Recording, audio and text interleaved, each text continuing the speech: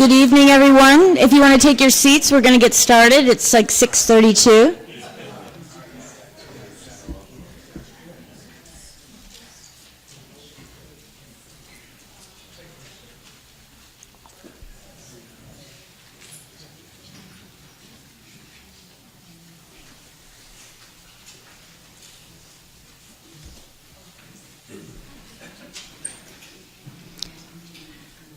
Thank you all for coming tonight. It's a very important informational presentation, and appreciate you taking the time out of your day to show up.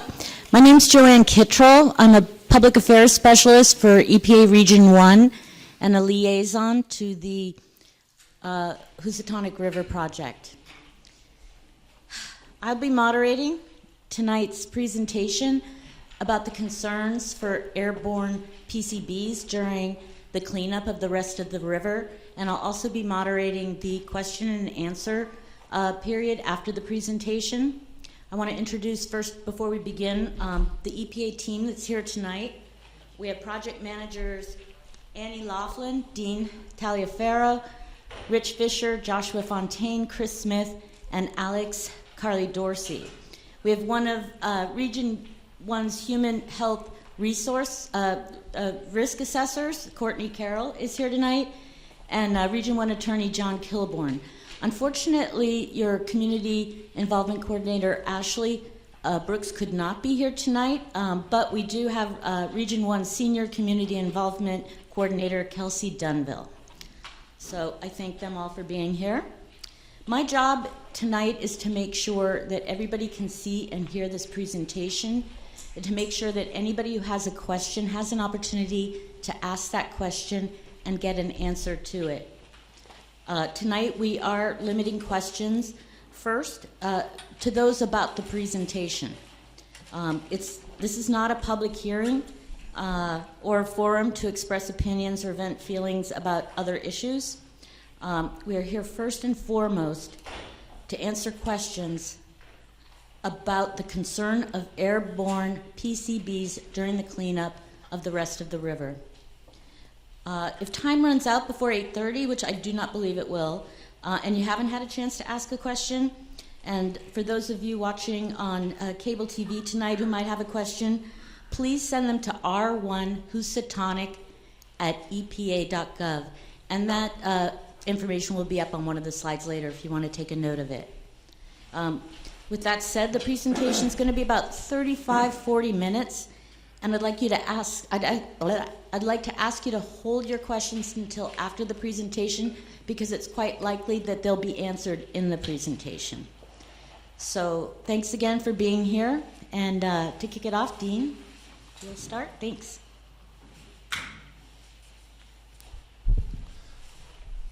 Thanks, Joe. First of all, I appreciate everyone coming out tonight. I know there's a lot of meetings and everybody's very busy and a lot going on, but this is an important topic that the public has asked us to give a presentation on. So as Joe said, we're here to talk about potential issues, airborne issues, when GE implements the cleanup of the rest of the river. So we're going to go through a little background, and we have Courtney here to talk about how EPA does risk assessment in general. Dean, we can barely hear you. Okay.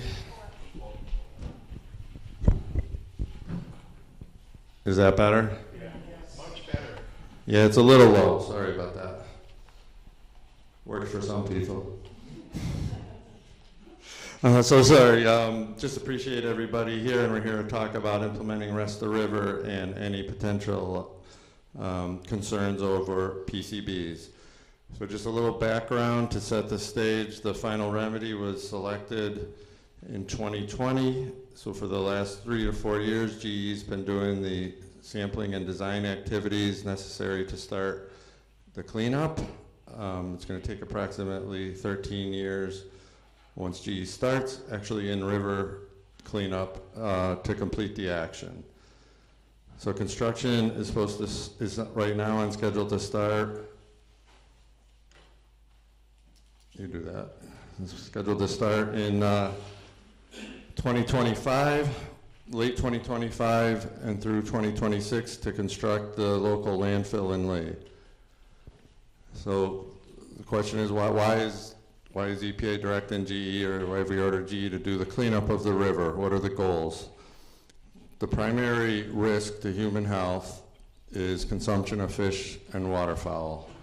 That is by far the biggest risk to get PCBs into your system. The second pathway that was determined to be an unacceptable risk in present conditions is direct contact with the sediment or soil. So that is actually getting in areas for an extended period of time of the floodplain or certain sediments, getting the dirt on you, sorbing through your skin, or incidental ingestion. So those are the two pathways that affects the health of the residents of Berkshire County. Along with that, and also very important, not the topic tonight, but is the ecological risk, or the risk to wildlife such as mink, otter, other amphibians, and the overall ecological health of the river system. This is just to orient you on the site itself. So this is called Rest of River. It's the last of the 20 cleanup actions required by the 2000 consent decree. It starts at the confluence of the east and west branch of on the left panel. It starts at the confluence of the east and west branch of the Housatonic River in Pittsfield and flows all the way through Connecticut into Long Island Sound. The right side shows the area where there's going to be active remediation. Most remediation will happen in the first 10.5 miles from the confluence to the Woods Pond Dam, so that's in the upper right. And EPA has broken those into different areas called reaches. But the most important thing is that's where the bulk of the remediation is going to happen. Downstream of Woods Pond, it's remediation behind the next 5 dams that are listed there, and it ends, the last part of the remediation is rising behind Rising Pond Dam in Great Barrington. It's going to be a very, very long project, so this is just a bar chart, and it starts with year 1 because it was developed before knowing what year GE is actually going to get started. So year 1 would be the year that GE starts in-river remediation, and that would be in the Pittsfield area. So that we're assuming right now is 2027. The next area where GE is going to work concurrent with the Pittsfield area is called Reach 6, but most commonly known as Woods Pond, the area around Woods Pond and the backwaters. So hopefully that starts in 2028. And the overall duration, like I mentioned, is estimated, subject to change, about 13 years, so around the year 2040. So it's going to be a long project to complete. So today's meeting came about from various questions and requests from the municipalities, town managers, the public in general. Did EPA talk about, well, when you implement this cleanup, when GE does the cleanup and you oversee it, what are the risks of airborne PCBs as a result of that action? So before we get into the specifics on Rest of River, we wanted to step back and do an overview of how EPA nationally evaluates risk and how that gets incorporated into regional decision making. And then we're going to talk about what steps EPA is taking to ensure the remedy gets implemented safely, and we can go over a summary of the monitoring done over the last 25 years. So I'm very fortunate we have with us our senior regional human health risk assessor, Courtney Carroll, and she's going to talk about how EPA does risk assessment in the region and in accordance with headquarter guidance.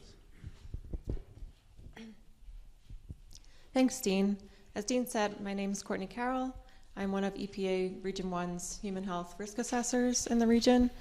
So I'm here tonight, my part of the presentation.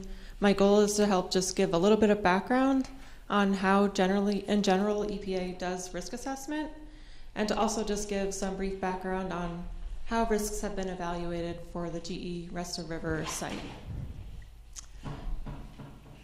And so before I get started, I want to note that risk assessment is a process that we do for all Superfund sites.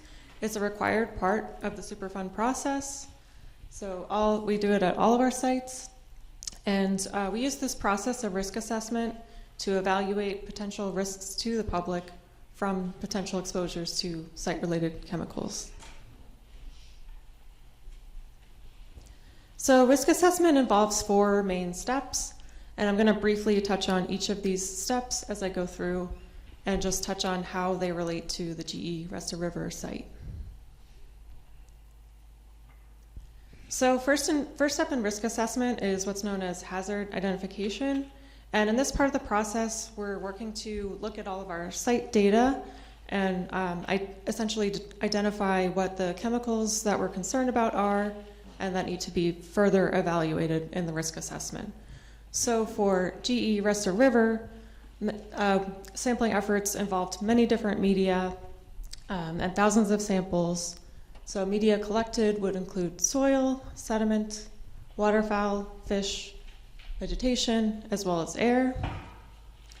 So after reviewing all of this data, they determined that PCBs were the main chemical of concern for the GE Rest of River site, and PCBs were the chemical that need to be further evaluated in risk assessment.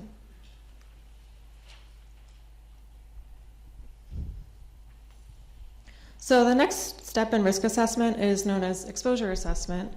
And in this step of the process, we're essentially looking at what are the different ways that people could come in contact with site-related chemicals, and we're trying to estimate approximately, trying to come up with estimates of how much people could come in contact with site-related chemicals. So this graphic is just meant to be an example, a visual representation of when we're looking at potential exposures to site chemicals, what are the potential pathways that people may be exposed, how people could come in contact with chemicals from a site. So tonight's conversation for the GE Rest of River site is going to mainly focus on the concerns about airborne exposure. But this graphic, I just wanted to highlight that in the risk assessment process, we are looking at all of the relevant exposure pathways for that site. So next step in the risk assessment is toxicity assessment. And this step essentially is looking at the toxicity information and data available for our chemicals of interest. And that will help us determine what are the potential health effects that could result from exposure to those site-related chemicals. So the available toxicity information that we have for PCBs does indicate that exposures could potentially result in different types of health effects, including cancer effects, as well as non-cancer, it just refers to anything that's not cancer-related. So that includes examples like immune system effects, reproductive, neurological, endocrine, or other types of health effects.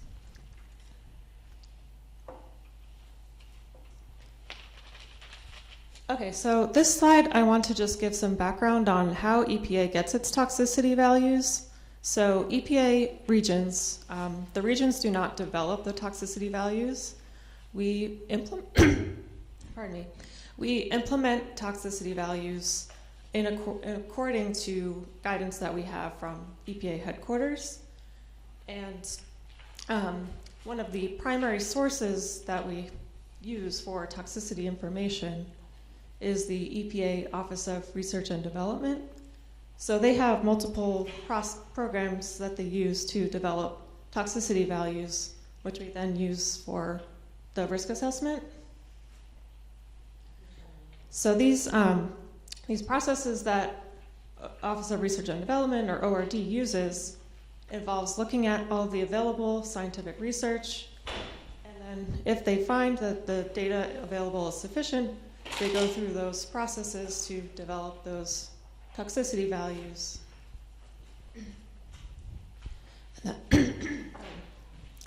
Which we can then use in the risk assessment. And also, I just want to note that the toxicity values are not necessarily static. They can change if there are sufficient new studies, and the programs do sometimes update those values.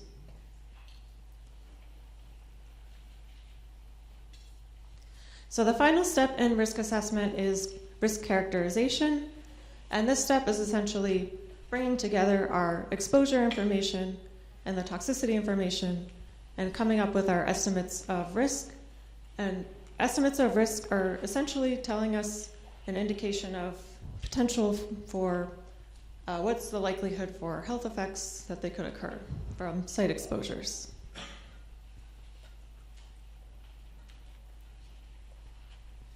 So in this slide, I want to just give some background on EPA risk criteria and how EPA looks at risk for cancer risk and non-cancer health effects. So for cancer risk, EPA expresses cancer risk as a probability. And probability is just another way of saying a likelihood for something to happen. So an important thing that I want to note is when we're talking about cancer risk for exposure to Superfund sites or site-related chemicals, what we're referring to is the increased risk or the risk that's in addition to risk, like our baseline risk from background factors. So that could be factors like genetics or lifestyle or other factors that just contribute to our baseline risk. So EPA does have a defined target cancer risk range, which we get from EPA regulations. So our defined cancer risk range is 1 in 10,000 people to 1 in 1 million people. So this means, for example, if we find that our cancer risk is 1 in 1,000 people, then this would be considered exceeding our target risk range for cancer risk. And then for non-cancer, basically we're comparing what would be considered an allowable exposure, which wouldn't be expected to have health effects to occur over a long period of exposure. We're comparing that to an estimated amount of exposure at a site. So this slide just summarizes the risk conclusions for the GE Rest of River risk assessment. And Dean mentioned this before, but just to reiterate, the major risk driver that was identified in that risk assessment was consumption of fish and waterfowl. So that was the biggest risk driver. As well, another risk that was exceeding the criteria was prolonged direct contact, so that means incidental ingestion or swallowing of contaminated soil, skin contact in certain areas of the floodplain over a long period of time. And then, as Dean mentioned, there were also ecological risks identified to certain animals and mink, otter, amphibians, osprey, and some other smaller organisms. So we also looked at various recreational scenarios. So activities such as fishing, like catch and release, wading, boating, and swimming, those were not identified to exceed EPA risk criteria. And also the risk assessment did look at inhalation, the inhalation pathway for PCBs, and it was not found to exceed risk criteria. And so that's just a summary of the risk assessment, and I'll hand it back to Dean to section. Thank you, Courtney. So now we'll talk about the the potential for airborne PCBs implementing the remedy in Rest of the River. So just very briefly, how would the PCBs get in the air? PCBs, the molecules attach themselves and they have an affinity to solid particles, sediment, or soil. So the PCBs are attached to those solids and They can be airborne when those solids, the underlying solids, the sediment and soil, get dusty and get into the air in the solid phase. The other way, the other phase would be into what's called the vapor phase. So a simple example is water or ice is in the liquid and solid phase, and when it evaporates, it turns into water vapor. Same thing with the PCBs. They have a very low, what's called vapor pressure, so unlike gasoline and other solvents, they do volatilize, but at a very slow rate and very slow concentration. So from the surface water, when it gets dredged and pumped, and from the excavation, it can also get into the air in the vapor phase. So as Courtney mentioned, EPA did a peer-reviewed risk assessment. There were external, in addition to following the EPA guidance, there were external experts who reviewed it. The conclusion was, for current conditions in rest of the river, the airborne PCBs aren't a threat. But the situation changes, the dynamics change when you do remediation. So we mentioned earlier, monitoring is a key component to ensure safety. So EPA has developed and has used over the years Health-Based Protective Act notification and action levels. We've also been asked by several people, well, here's your levels, what are some of the other ones at similar sites or other scenarios? So our rest of the river ones are here, and those are actually the ones we've used at the site for many years, the remediation in Pittsfield and in the first 2 miles. The action level is 0.1 micrograms, which is mass per cubic meter, mass per volume, so it's a concentration. The New Bedford Harbor site, somewhat similar, although it's a harbor, but it was water-based dredging, excavation, and then there was a lot of wetlands and solids and floodplain soils excavation. They use different terminology, but essentially very similar. Their trigger level was 0.11, so slightly higher or less protective than this project. The Hudson River Superfund site was all sediment at the time, and they have a similar number, 0.11. So this is consistent with those projects. Also, we looked for some other potentially relevant comparison numbers. So EPA has guidance on our website for evaluating PCBs in schools, primarily as a result of PCBs in building materials, and those levels are 0.1 for the most conservative assumptions, up to 0.6, so equal or higher than what we have set for the Pittsfield and Housatonic River project. So that gets to kind of the main point, like when would be an issue, what should we be looking for when we look at this data? So the notification and action levels, they're set on very conservative assumptions that Courtney talked about. It assumes exposure over an extended period of time for many days and many years. So the concentrations would have to average over many years greater than the notification or action level.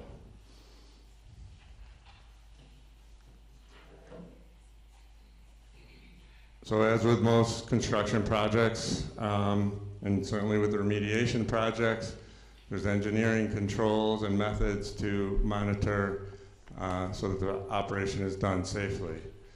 There's air monitoring done, and that is done for PCBs, and also dust monitoring at both the local landfill, and the river and floodplain remediation areas. It is a construction project, so material is going to be moved around. So there's engineering controls or methods to minimize or keep the dust very low and minimize any potential for PCBs to get to the airborne stage and migrate away from the work area. Dust suppression measures, mainly water, misting, using water trucks, ensuring that all the vehicles that leave the work area, all the vehicles that carry the contaminated sediment and soil that leave the work area are covered.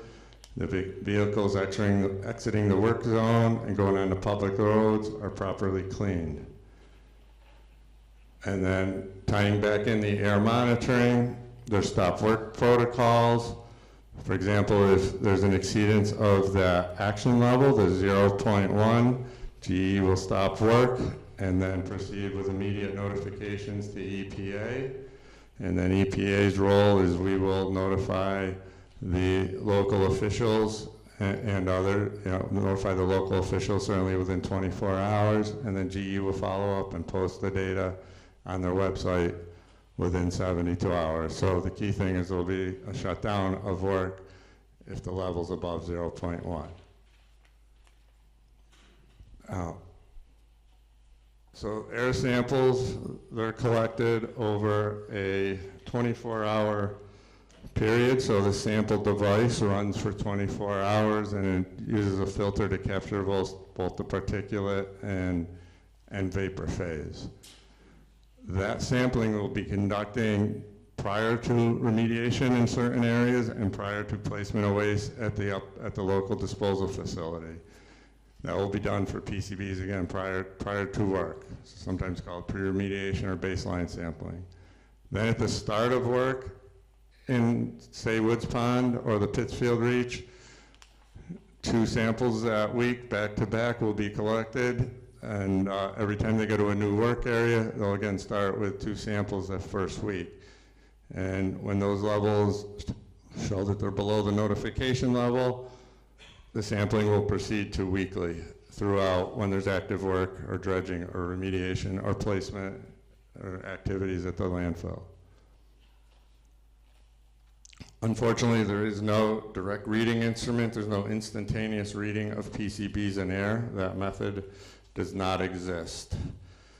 So the method works by drawing air, like I said, through a device that has a filter that traps the PCBs, and it runs for a 24-hour period.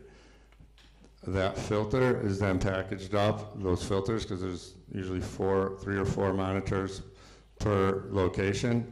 They're sent off to the lab. So the laboratory then has to use chemicals to extract the PCBs out of the filter media, and then they run what's called the extract through the equipment that measures it. So it's not a simple process, and on average, our experience is it takes, typically between 14 to 21 days sometimes to get the data from the day you start the collection to you receive the result from the lab. A couple other steps, another step EPA does is GE has the primary responsibility. They will be doing the air monitoring. EPA will, in various locations at a certain frequency, run their own sampling device, sample media, and use our own lab to run a quality control sample so you can compare it to GE's data. Just in general, as you can imagine, the closer you are to the actual work, to where the actual excavators are, where they're digging and stockpiling the soil, that's where the concentrations in the air would expect it to be the highest, and then dissipate significantly as you get away from the work area. So the goal of the monitoring is to place the monitors that are protective of public health at the perimeter of the work area, or on or close to public property. And then lastly, we've talked about this several times, that all the vehicles that move the material will be covered and tarped. And there's an example from our site in Raymart, Connecticut, a big Superfund site in the upper right, and on the bottom right is a typical container that can be used either truck or rail. It gets loaded, secured, tarped, and tied down. So we've got about 10 more minutes. I know we want to get to questions, but we have about 10 more minutes. So then we thought it would be helpful to go over the sampling that EPA and GE have done over the last 25 years at the Pittsfield site and the first 2 miles of the Housatonic River. So we can talk about those. When there was an exceedance of an action level, which was extremely rare, GE stopped work, implemented engineering controls, the levels dropped, and then the remediation continued and was completed. So based on this volume of data that we've collected in similar situations and in areas where there was much higher PCB contamination in the sediment and soil. The data demonstrates that that was done safely and certainly gives a strong indication that there shouldn't be any differences in doing this, and the levels will remain within appropriate guidelines.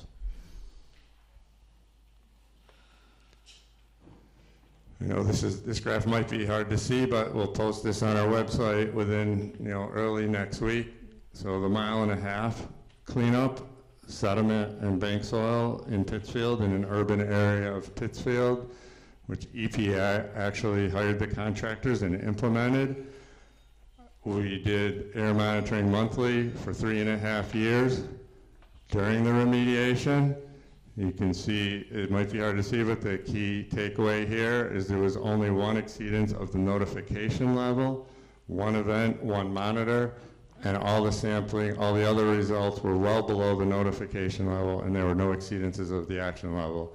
And again, that's in the upstream reach with slightly higher concentrations than to be found in rest of the river. So you can see there's a lot of data that was collected during that over 36 months of remediation.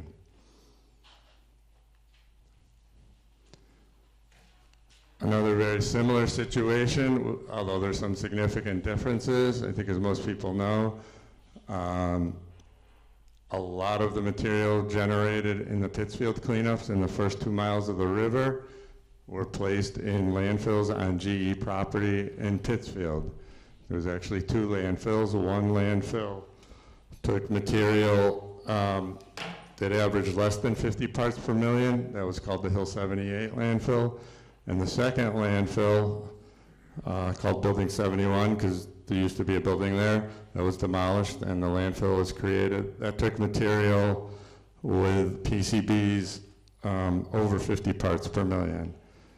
And just for an example of some of the high-level waste that went in there, one particular cleanup area had 3,500 cubic yards of material with an average concentration of 3,500 parts per million PCBs and a maximum concentration of 43,000 parts per million PCBs.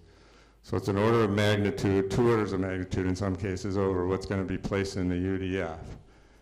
So even with this material, with these high-level material, with the monitors at the perimeter of GE property, the maximum concentration did not even exceed the 0.05 level.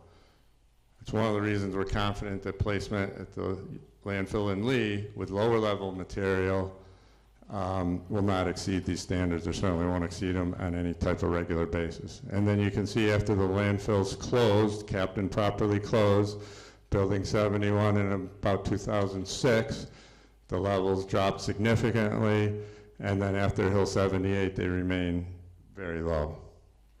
And that monitoring is the monitoring that's continuing every year.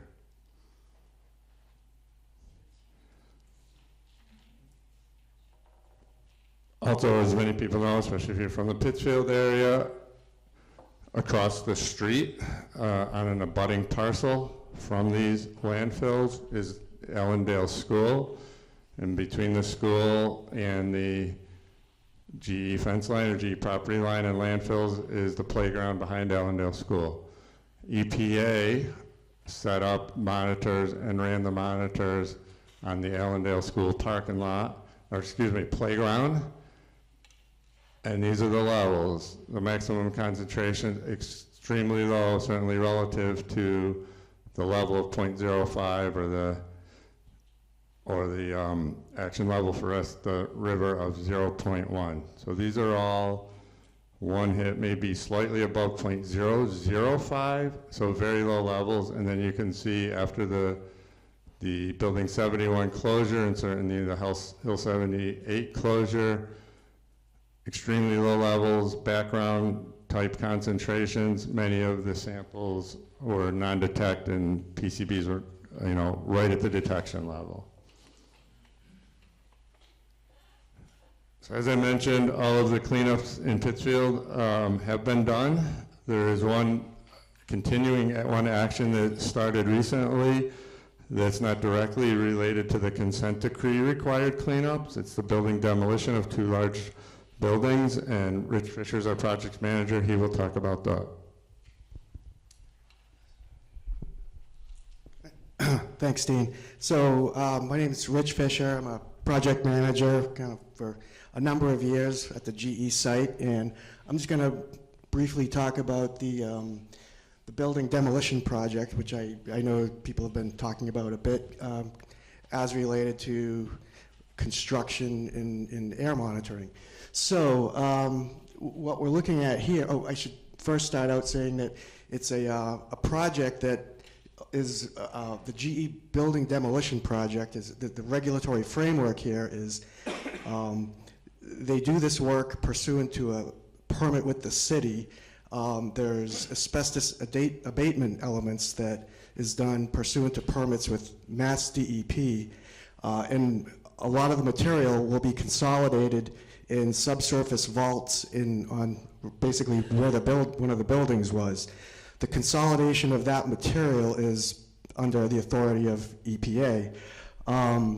Immediately adjacent and at the same time as a lot of this work was Pittsfield Economic Development Authority, PETA, doing their own redevelopment work that entailed ripping up slabs and doing a lot of covering and things like that. So each of those projects required air monitoring, and we work closely with Mass DEP to coordinate the air monitoring between the 2 projects. So in this particular figure, you can see the PETA parcel and the location of all their air monitors, and you can see that the green indicates below notification level.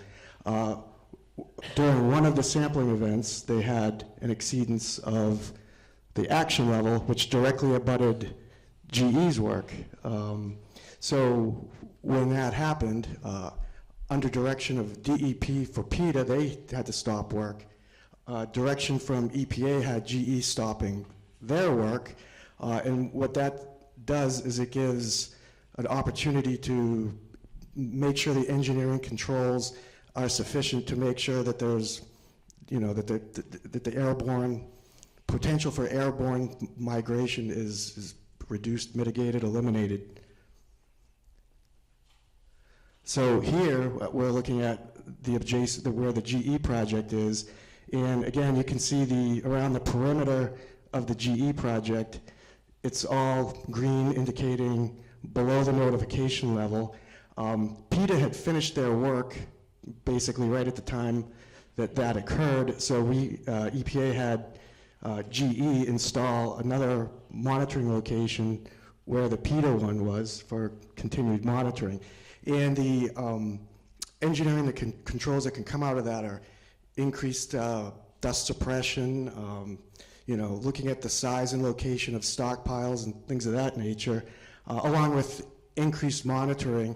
And they're not allowed to start working again until all the levels go back below the notification level, which they did, and they were allowed to continue. So I think what this shows is that this kind of protocol works.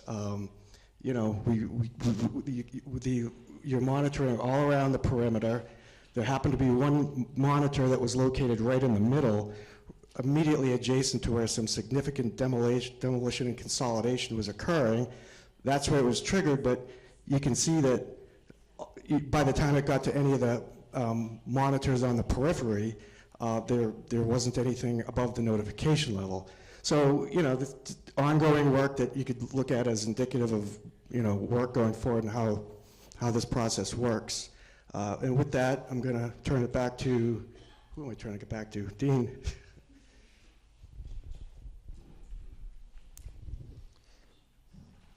Thank you, Rich. We just have 2 more quick slides, and then we can get into the questions and answers.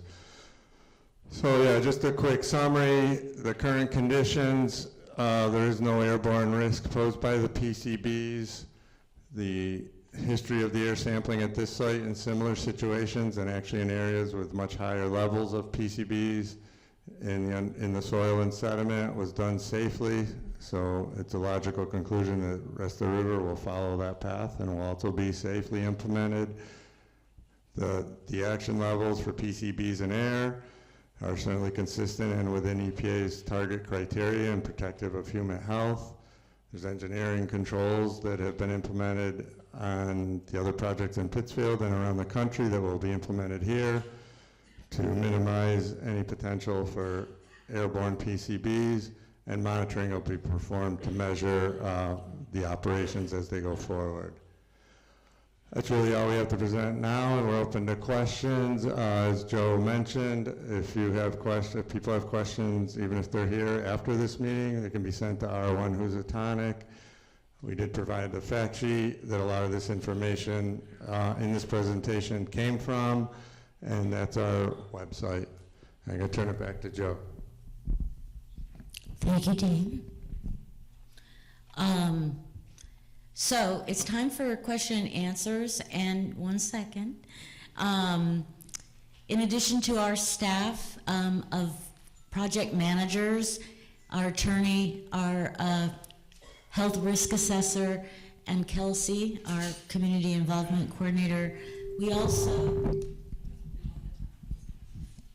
have a really hot mic here, so you might want to use that one. I don't know.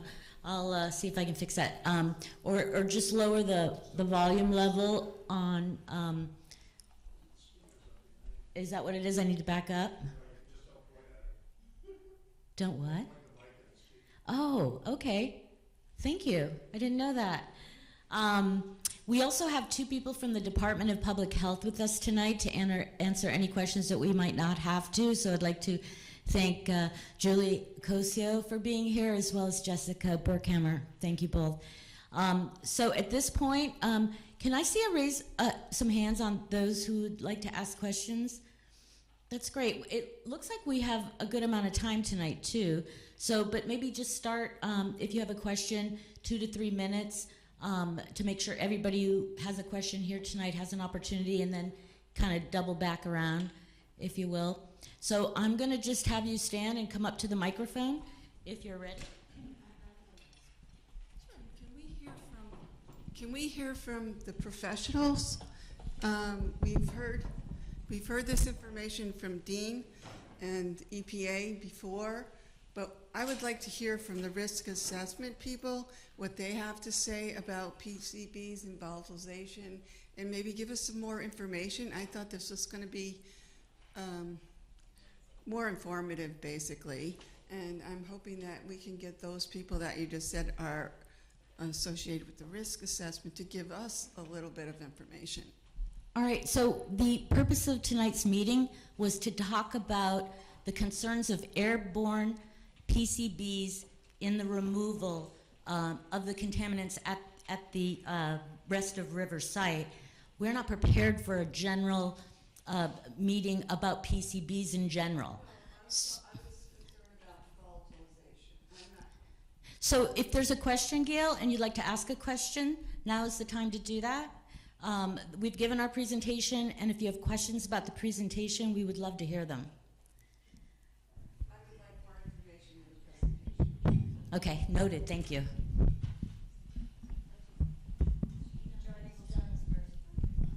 Good evening. Robert Davenport, 39 Golden Hill Road, Lennoxdale. I have 2 sets of questions. One dealing with the PCB risk analysis, and then another set of questions that deal with the actual monitoring.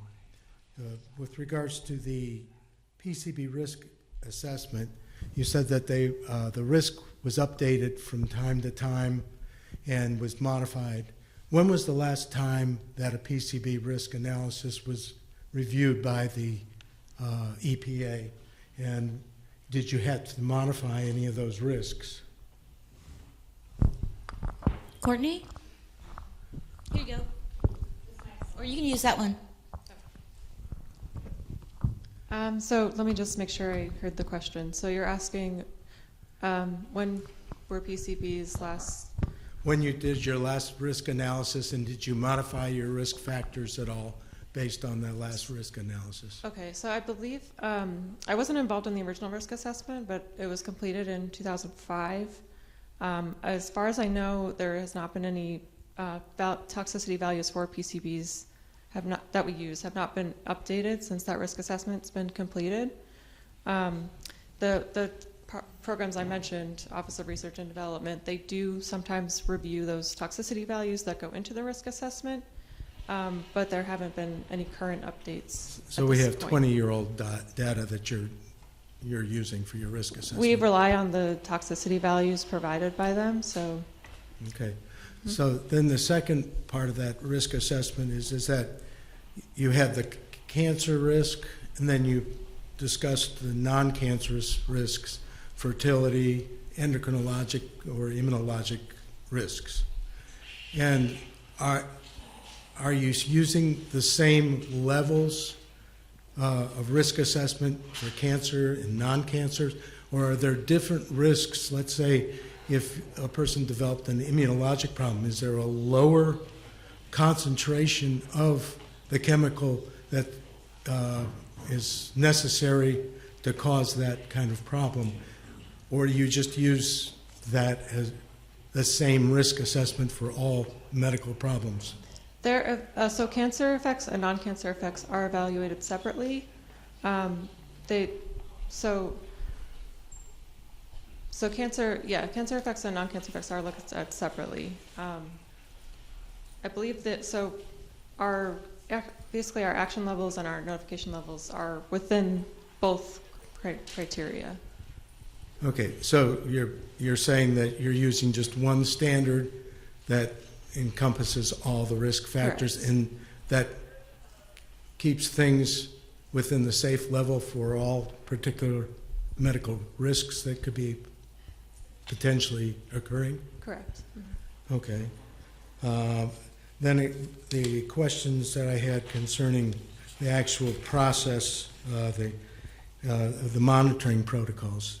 You mentioned that it takes 14 to 21 days to get the results of a test. Is that correct? Typically, yeah, that's been what we've been doing over the last 20 years. So then when you get a level that exceeds that, then there is an automatic stop work order for at least 14 to 21 days until you have, they can't do any work at all until the 14 to 21 days occurs and you get a normal test value. Is that correct? No, I don't think I said that. I said I think they need to stop work. Then we discuss with GE to implement new engineering controls, take a look at it, do an assessment. I don't have all the details, but they're in some of the work plans. And then we give them the go-ahead to work again, and then they will start sampling again. They will restart sampling when they restart operations. Yeah, but I'm asking, you have to wait until the level is in the...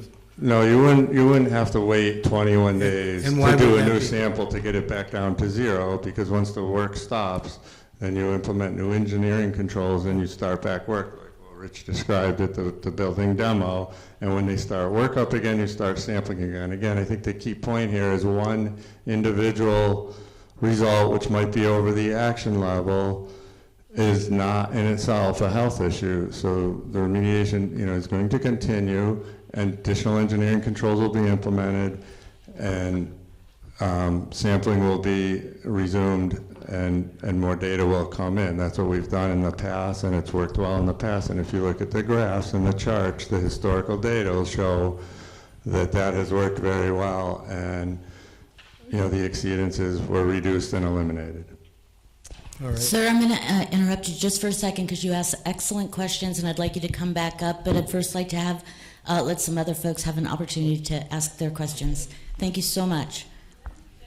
Dean, just a quick clarification. When Peter was taking care of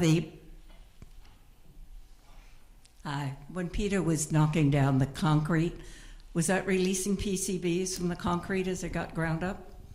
Two things. So PETA was breaking up the concrete and redeveloping and putting down green space. But we're That's why they did the air monitoring. So the monitoring was to measure if that was giving off PCBs. And Rich just reminded me for the building demolition activities, they.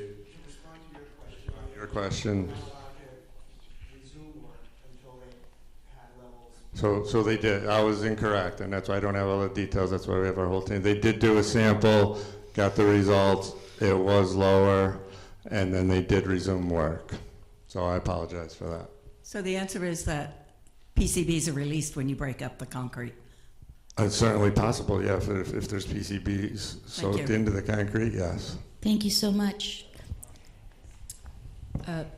Lee Davis, Great Barrington, Massachusetts. Couple questions. You mentioned when toxins in the soil are present, that they dissipate when they're taken away from the site that they're taken from. So when you're testing soil, they're dissipating because they're being carried away from the site that they were pulled from. Can you explain that in terms of losing the point that they're taken from to the point that they're tested? Sure. So that was one of my questions. You didn't drop So that. basically, Yeah. the moment So- that you're testing is not really when it's So really. I think what we were trying to get at is if you look at a work area and you see a construction site and there's dust right there, a lot of that dust, it's going to be visible there. A lot of it's going to settle right where it is. So putting a monitor right in the work zone in this very localized dusty area is not really a good measure of what's impacting the community. As you get away from the work zone, the levels are expected to be less. So some of it would be dissipating, most of it, if it's solids, would be depositing right in that same work area, and that's why you keep it wet and you keep the dust local. So I guess what I'm questioning is if you're testing it and you're moving it away, is it really going to actually show a quality sample? The purpose of the sampling is to show what's migrating off the site, not what's happening in 3 feet, within a very close, extreme proximity of the work zone. The goal is to protect the public's health, and that's why the monitoring locations, if you remember the picture Rich showed, they're not typically in the work zone, they're on the perimeter of GE's property or PETA's property, because that's the receptors we're trying to protect. That's where we want to know what the PCBs are. This is not, that's the key metric. That's the key area that needs to be low levels in PCBs. Are you talking about a soil sample? Yes. Okay, so Not air. Yes. I apologize. Can you give me the question again? Soil? So when you're taking the soil sample and that has a certain level of toxins at the point that you take it out, but if if you're saying it's going to dissipate in terms of the level by carrying it away, and then we have to wait between 14 and 21 days to really get a sample, So it's not a true sample. I don't think I meant the soil's not going to dissipate. The PCBs in the soil are going to stay bound to the soil. So when I meant dissipating, I think I would believe I was referring to the air phase. So I'm not really following. The soil is contaminated. It's going to go in a truck, and it's going to be covered, and there's going to be minimal to no releases once it's in the truck. So there's no dissipation that you're looking for. I don't know if that helped, but the soil doesn't dissipate. The PCBs in the soil don't dissipate. The PCBs will stay bound to the soil. So, question. So when there was a spike, you were showing that you were testing the Housatonic River between 2002 and 2006, and there was a spike. Do you know what caused that spike? Do we have a sense of why it's... I'll talk about some other spikes, but yeah, that one there was some issues with the lab, but we'll talk about one like at Silver Lake. GE excavated, they were dredging the lake, there were cars put in the lake. So this is a good example. The cars were coated with PCBs. They brought the cars up, they put them on the barges. We were focused on the excavation and capping. We got a very high hit, and they sat there for a couple days. Just didn't cover it. It was, it was not thought of. There was focus on other areas. We realized that was likely the cause of the high levels, so the processes were removed. Any debris, wood debris, car debris, metal debris, anything, as soon as it came up, it was immediately covered, tarped, and transported away. So that's where the process changed. That's one example. Another example was a very contaminated parcel in one former oxbow, an area where the Army Corps rechannelized the river, and then contaminated fill was placed in that area. And we were doing GE was doing an excavation, and they were excavating a large area, so they had and it was a very contaminated area. It's probably the area where that 40,000 parts per million was. So there was a big excavation pit open, a very large surface area with very high levels of PCB. So we learned that you cannot have that large of an area open with those type of PCBs, and it needs to be backfilled daily or covered better, such that only the work area was where there was no clean cover over the excavation pit, and that's an excavation that went down, say, maybe 8 or 9 feet. So that scenario is not going to happen in rest of the river. So you look at, what can you do differently to minimize potential for air emissions? So you learned a lesson. Yes, there's always lessons learned. We learned a lot over 25 years. Do we have a sense of what's in the Housatonic River now? I mean, do you have a way to know that there's buried cars or buried objects? There's definitely debris. I don't believe there's buried cars. I don't know what's in Woods Pond, but there's definitely a lot of woody debris, and that's going to be a challenge as you do dredging and excavation. We do have a fairly good sense of the sediment contamination and the floodplain contamination, but we hope we're prepared for everything, and that's why we monitor and we learn and we adjust. And sorry, one other question. Do you have a sense of how many bridges, I know we're not talking about transportation plan, but this is for later, if we are going to use roads, how many bridges we will actually be crossing through the 13 years, 15 years? That's something that I feel like hasn't been thought about when you're making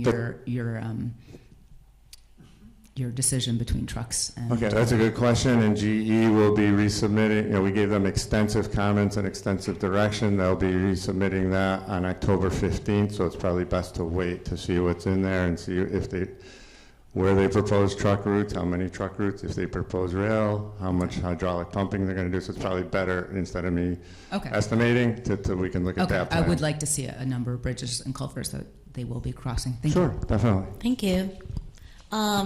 Charlie, and then we'll come back. Okay. Still got Valerie behind. Oh, and after Valerie, you good with that? Okay.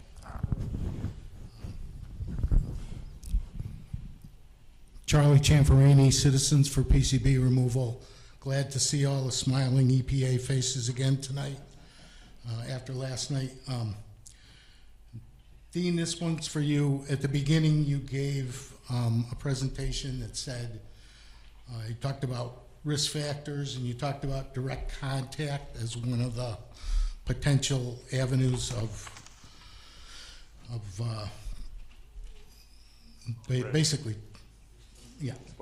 So my question was, since it said direct contact with sediment in mass, do PCBs become safer once they cross the border into Connecticut? The reason they become safer is the concentrations are extremely different and much lower, and on average, all less than 1 part per million. So it's not the toxicity that changes, it's the concentration. And exposure and He was ready for that. contamination is based on toxicity times exposure times concentration. So, and I know you asked the question about the testing, and last night it was brought up that it takes 21 days to get an answer on, when you send in samples. So does that mean that there's 3 weeks of work that continues while you're waiting to get a response on a sample that goes out? That's a good question, Charlie. It's typically, it can be 14 days. I just want to be kind of transparent. Sometimes there's issues with the lab, sometimes there's overloaded, so it is a range. In cases, if the lab has capacity, they can be expedited. It's not something that's done on a routine basis, but I think, like Rich, when they shut down the building 14, it was maybe 8 days or 9 days. So it does vary. I just wanted to give a rough average. To your point, yes, you don't get the data for, say, 14 days, but once the data starts coming in, so you wait 2 weeks, you get your first data, that next week and every week thereafter, you're going to get more data. So it's the long-term trends that's important here, not an individual sample. So, but you're right, for the first, until you get into continuous operation, which will happen pretty quickly, there will be a lag for that first set of data. So there could be some excessive. It could be, but there'd be no reason to. Or anything. Yeah, during that time. but you got to start somewhere. I mean, you can't, Okay, well. You have to excavate and you have to get the air and collect the sample, so. Okay. In in your handout, I think it's this handout, you talk about trucks being basically secured as they're bringing sediment to whether they're going off-site or to the dump. I'm going to call it a dump. I don't like what you call it. What happens after they dump at wherever they are? Are those trucks washed down? Are they recovered? Are they resealed while they go back through the neighborhoods? Or are they just, okay, you dumped and now let's go? Which could then, put more dust and more contaminants. Right, so you gotta be aware and careful when you transport back the empty containers, so they will be retarped and recovered and sent back and then reused in a continuous loop. If it's on site, if it's off site, that's a different situation. Those are different licensed haulers. They dump it, and that particular truck typically doesn't come back to the site. And when we're talking about truck, and we say, oh, there's going to be 10,000 truckloads. Those trucks return, so does that mean there's 20,000 trucks? So that's a question other people have asked. I'd have to look back at GE's transportation plan, so I think the best thing is let's wait and see what they submit, and then we can read it. The text that we read, we looked at, it seemed like when they gave their metric, their truck tables, it was pretty clear in some of their statements. It's truckloads of contaminated material to place X was 10,000. So those trucks will have to go somewhere, either empty coming in or reused on the site. And I would also say that we are going to have, once we get the revised plan back, there will be another public comment and meeting to discuss it. We have to ask our questions all the time. One more? This is actually for Rich. I'll let Dean sit. Give him a break. So can I add these air monitors that were around the site at the GE plant? Yeah. How tall are they? Like this? Yeah, so they're your height. Sure. 5'8", 5'9", whatever, right? Somewhere in there. 5'9". So, I'm 5'7", so we're about the same. So does the wind ever blow higher than that? I mean, what assures us that any of the airborne testing from things are going to stay at that level and not go over and not get up and fly over into neighbors' yards and into other places? Having a 5.5 foot monitor seems... Sure. Well, just remember that these monitors aren't located where it would be generated. It's over where the potential receptors are. And in the case of, say, the GE demo project, they're kind of up on that hill over, what's that, Tyler Street? I can't think of the name of it. So they're up pretty high already. So frankly, they're appropriately located. Also, I grew up there. They're not that high. Well, but I just want to revisit something that keeps coming up, and this has to do with the turnaround time of the lab while someone's, the idea that there could be potential exposures during that interim. I just want to remind everybody, like the early part of that presentation, that those levels that we use are based on many, many years of exposure. So, we're talking about a day, 2 days, 14 days. That's not, many, many years, which is what those levels are based on. But the wind blows a lot higher than just 5 feet, no matter where you're going. The wind blows. Sure. And this is my last one, I promise, Joanne. Cool. Nowhere in anything I've ever read has it said that work may be stopped on excessively windy days, so that the climate that could change and you're out there working and now you're getting swirls and things like that where, again, you might be over a 5 foot, monitor. Will work be halted under those conditions? Well, without having the work plans right in front of me, we typically have those kind of protocols in place, that if there's visible dust, regardless of monitors, and it looks like loss of control, yeah, they can't just keep going while it's billowing all over the place. That would not be acceptable. Okay, thank you. Thank you. Valerie, and then back over this side. Thank you.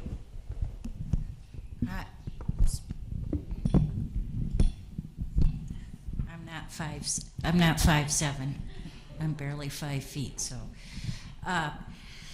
this might drop. Okay, so in anticipation of this meeting and knowing that we'd hear that, you know, everything's hunky-dory and we don't have anything to worry about, I spent my afternoon looking through some of the reports of air monitoring. And, you know, if I'm wrong, I'm not a scientist, and they're pretty. Like every year, there's a 1,000-page report of the air monitoring at Allendale School. So, forgive me if I've got this wrong, but to me, it seems like it's not all that accurate, the numbers that we're getting. Because the report says about the samples they took from the ambient air monitoring at Allendale School, that the samples appear to contain PCBs. However, due to weathering or other environmental processes, the PCBs in the sample do not closely match any of the laboratory's alkylar standards used for instrument calibration. Due to the poor match with the alkylar standards, there is increased qualitative and quantitative uncertainty associated with this result. So it seems like the lab's saying they can't really be certain about their results. And interestingly, every year at Allendale School, if I'm reading this right, and you know, I'm no scientist, the ambient air samples showed measures of alkylar 1254 above that 0.05 standards. For example, in 2023, it was 0.085. So what's going on there? What are the units on that 0.085? I'm sorry? I would have to see what those units are. If you're looking at the data from the lab data is only going to report the mass. It's going to report it in nanograms, not nanograms per cubic meter. I would have to look at what you're looking at. Okay. So the laboratory has no idea how much volume was pulled through that monitor. They are only extracting the PCBs off the filter, running that through the machine, and it will say there's X mass on that filter. Then you take that mass in units of nanograms or whatever units you want to use. You look at your air monitor that pulled 334 cubic meters, and you do mass divided by volume. That's the concentration. That's what EPA posts on its website. That's what you compare to the action level, which, as we showed on our graphs, was nanograms, which is mass per cubic meters, which is volume. So I can't see what you're looking at, but if you're looking at what came out of the laboratory, that's not comparable to action levels. Well, I'll show it to you later if you Sure. don't mind. But a bunch of alkylors was non-detect, but Correct. this 1254 was always a detection level, so I don't know. So that's correct. And PCBs, what Valerie's talking about, they're broken down various ways. Aerochlors is a measure of how much chlorine by weight is in the original PCB. So 1254. Simple, I won't get into the whole chemistry, but it's 54% by weight. 1260 is 60% by weight. GE primarily used in Pittsfield aerochlors 1254 and 1260. In the Hudson, they use lighter aerochlors called 1242.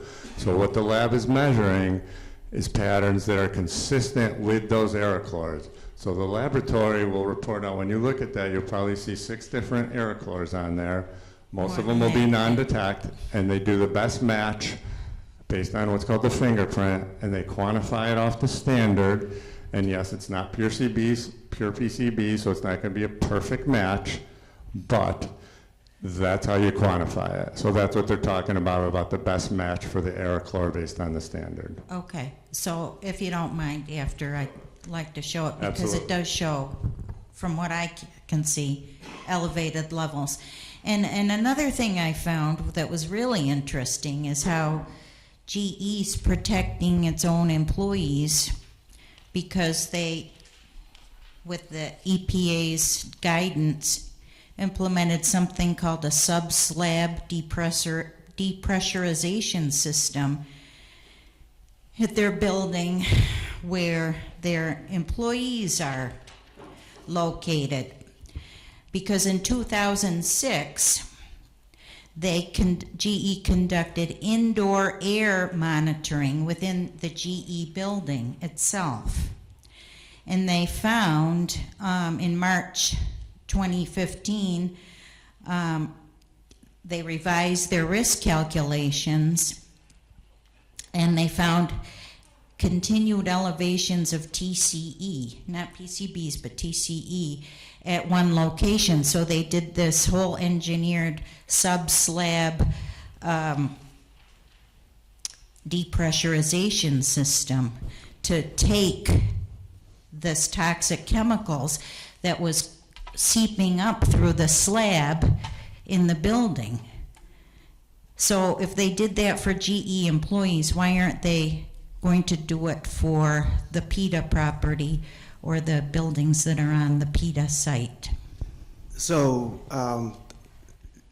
that's kind of there's an extensive groundwater monitoring program that covers hundreds and hundreds of wells, and what you're referring to is vapor intrusion risk emanating from groundwater into buildings, and we're constantly evaluating the data in all of these groundwater wells as related to standards that are reflective of the potential for vapor intrusion. And I think that might be the only, there was 2 buildings over there actually, right? There is what we call a NAPL plume localized and very localized in that area. That's non-aqueous phase liquid. It's basically on top of the groundwater. It's basically, for lack of a better word, picture like an oil floating on top of water that can contain contamination.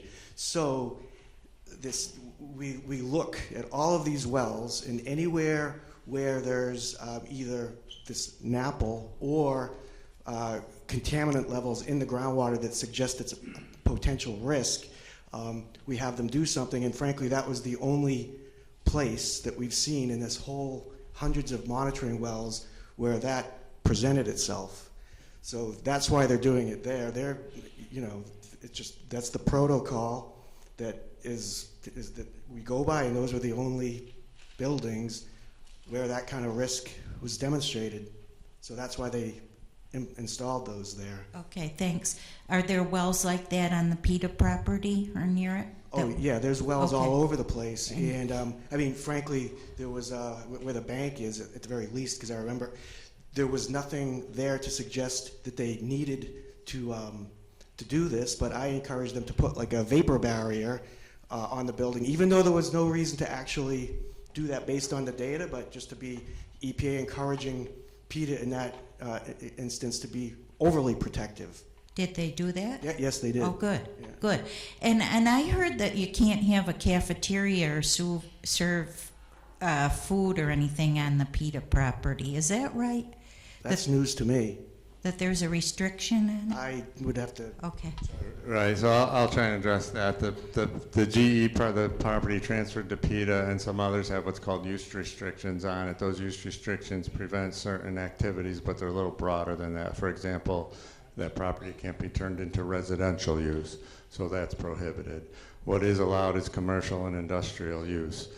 So something like a cafeteria or a food place that's consistent with commercial use is probably acceptable, but each one, I'd have to look at individually. So it's the use restriction that's deeded, that's recorded at the registry will say what's prohibited, like agricultural use is prohibited, daycare use is prohibited.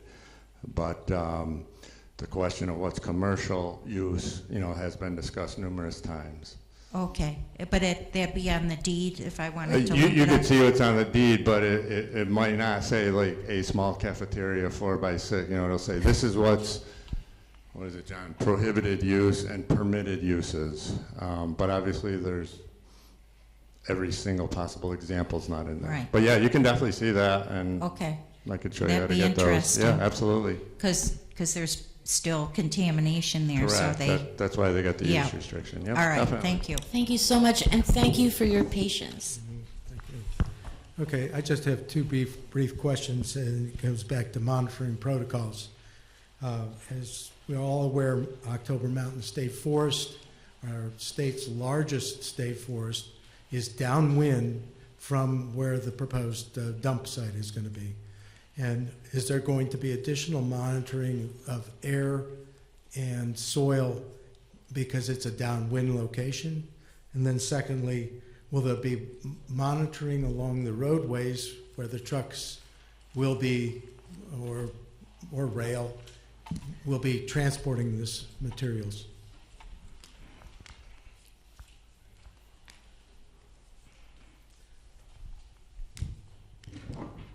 So for the landfill only, yeah, there's monitoring locations, and there's there are maps in the plan right now, but there's a map in GE's called Operation and Maintenance, Monitoring and Maintenance Plan that shows where the monitoring locations will be located. So they're all on the perimeter, upwind, downwind, and we don't pick necessarily what's typically downwind because the wind can change.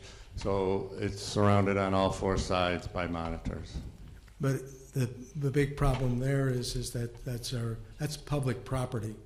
That's our state forest, and there should be some additional EPA concern about monitoring our state lands. Well, we view all offsite as equally, it has to be protected, whether it's the state forest, Allendale School, somebody's house, or a neighbor. So I guess we'd view them all as important to be monitored and protected. Okay. Not one any more than the other. Then with transportation? Transportation, we don't see the need to monitor along transportation routes. That's when the material is secure inside the truck. Most of the voluntation, if it occurs, is going to be during dumping of the material into the landfill and generating the material during the remediation.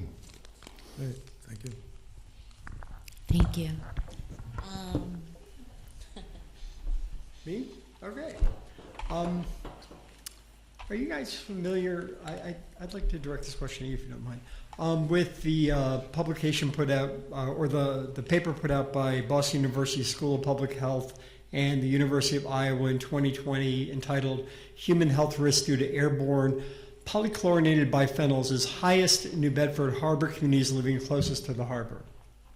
This was published 4 years ago as a result of the New Bedford cleanup. And I would like to, not as a gotcha, but to just point out that before, I would like to read in the record the short abstract, but before I do, I want to read a sentence from page 11. We have shown the relevance of non-cancer outcomes for PCBs, and yet we are unable to assess risk using EPA methodologies because there is no non-cancer toxicity value, known as an RFC, published by the US EPA for inhalation of PCBs. So, and then I would just want to read this quick abstract, which says, in response to concerns raised by communities surrounding the New Bedford Harbor Superfund site, we completed a field and modeling study that concluded the harbor is the primary source of PCBs in air around the harbor. The follow-up question from residents was whether the PCBs measured in air pose a risk to their health. The U.S. Environmental Protection Agency focuses their site-specific, risk-based decisions on cleanup, for site cleanup on cancers. We focused our assessment on the non-cancer effects on the thyroid based on the congenitor-specific patterns and concentration of PCBs. Long story short, at the end it says, the risk assessment documents potential health risks associated with proximity to a marine Superfund site using site-specific ambient air PCB congenital data. So they basically took a different method of modeling this than it seems the EPA does, and they talk about how there's increased airborne risk to people living closest to the cleanup site. And I would love to hear your comment on that. Sure. So I'd have to refresh my memory on that particular study. I think I've seen it briefly in the past, but it's been a while since I've looked at it. You can have it. So you're correct that EPA doesn't have currently a non-cancer toxicity value for inhalation. However, we noted that for some sites we have developed standards for non-cancer, which were basically based on the oral value and extrapolated to an inhalation value. So we did provide, I don't know if we want to go back to that right now, but for reference, at New Bedford, for example, they did have a non-cancer based standard of, I think it was 0.11 micrograms per meter cubed, if I'm remembering correctly. So that was based on non-cancer. So we believe that our notification and action levels are aligned with those protective standards. Right. Okay. You want this copy? Thank you. You don't have to print it yourself. Thanks. Alrighty.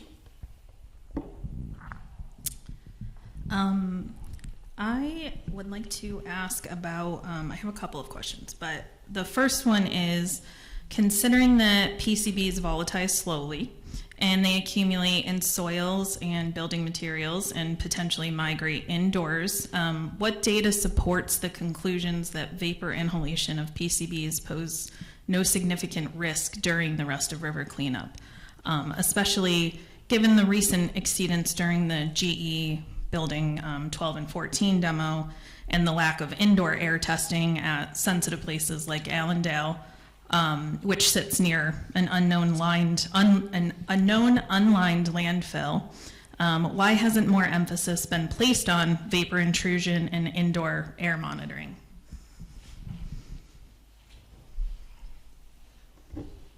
Okay, first of all, there was indoor air monitoring at Allendale School. Mass DPH did that in 2006. The levels were lower inside than they were outside. There's a very comprehensive report, so that was done. So 18 years ago? Correct, but there's no reason to think that PCBs that are on the outside will be any higher than they're inside. There's also a lot of issues with indoor air sampling.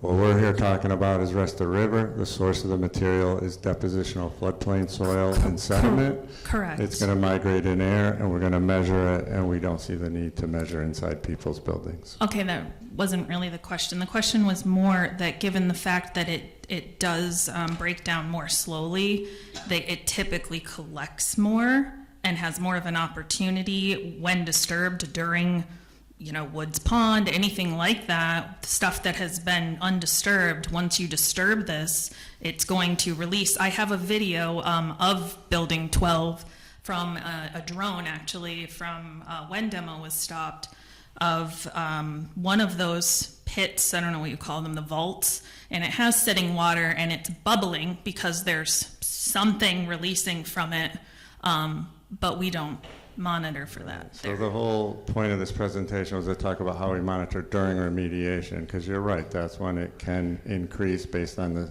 it's not the static situation, it's not the unremediated situation, so that's what we've just been talking about, so I really don't have anything further to add. What I'm You're asking right, on the Building 12 where one, the data came from that you determined that, because in the presentation it specifically said vapor was determined to be not one of the main risk factors. Correct. So what I'm asking is, how was that determined given the fact that this is the case? That's what I was asking. If you're talking about what data was used to determine that there is no current risk absent remediation? No, I mean, I guess to a degree, but I'm asking, you just had said these were the ones we determined are risks, these were the ones we determined were not, and I'm asking how that was determined. So that was the Human Health and Ecological Risk Assessment conducted, yes, in 2003 to 2005. As Courtney mentioned, that was based on thousands of data samples, including air, sediment, soil, waterfowl.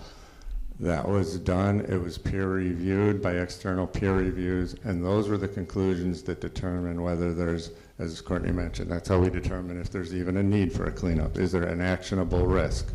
So there are peer-reviewed human health and ecological risk reports that were done, and the two areas where there was risk that was unacceptable by EPA's national standards were ingestion of fish, waterfowl, and constant and repeated dermal contact or incidental ingestion of floodplain soil. So that's absent any remediation. Okay, so almost 20 years ago, though, that was the data. We haven't consulted any additional science or studies, or nothing else has been considered since that. Well, that's the data that we're using? That's the data we're using, and G's collecting additional data now to complete the design. Okay, but now, okay. The last part of my question is more health focused. Additionally, there appears to be a significant gap in medical awareness about PCB related illnesses. There's no ongoing screening. I have never met a doctor who even really knows what PCBs are. So how has the EPA addressed past exposure, given that this contamination's existed here while we have, and ongoing care, I guess? Yeah, because we are being exposed. I can say how EPA coordinated. We coordinate with Mass Department of Public Health, and that is their primary role, and they can talk about what role they've played on the site for the last several years.